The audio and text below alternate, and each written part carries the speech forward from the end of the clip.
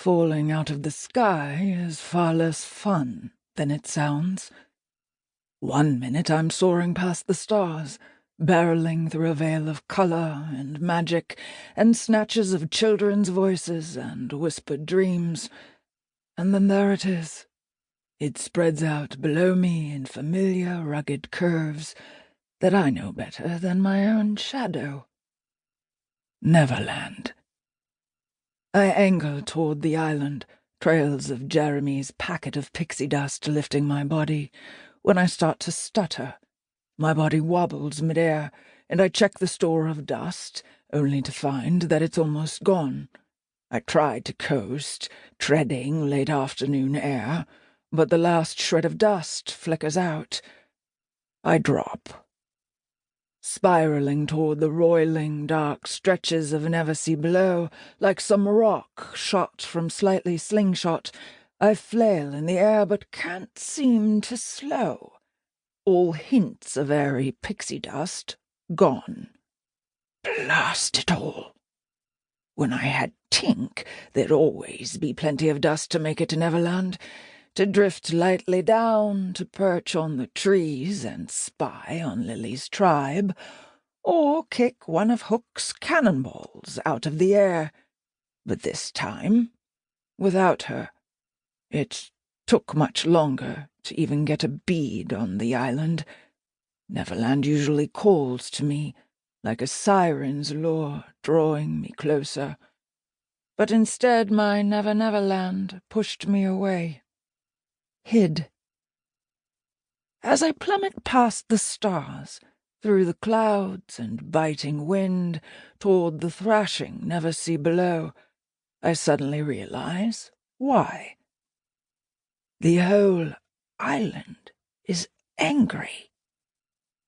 It's in the chilled air, the way the water kicks below me, the skeletal silhouette of the island. I slam into the icy waves like a cannonball. They knock the breath from my lungs and batter my skin as I sink. Cold numbs my body before I can beat for the surface. The Neversea wrestles control, swallowing me up. The island isn't just angry. Neverland is afraid. Its fear leaks through the water around me, weighted and churning with such panic it makes me nauseous. This is nothing like the crystal-clear, warm depth I'm used to. I force myself to strike for the surface and break through. I shake wet hair out of my eyes as the water continues to swell and writhe around me, almost thick and slimy as it attempts to drag me away from the island. Neverland's craggy shores rise in the distance, not as far as I'd thought, but even from this vantage point something is off. The color is leached from the shore, the sand dark and the trees lifeless and charred. Not very promising. I wrestle with the Neversea, fighting to make it to that shore.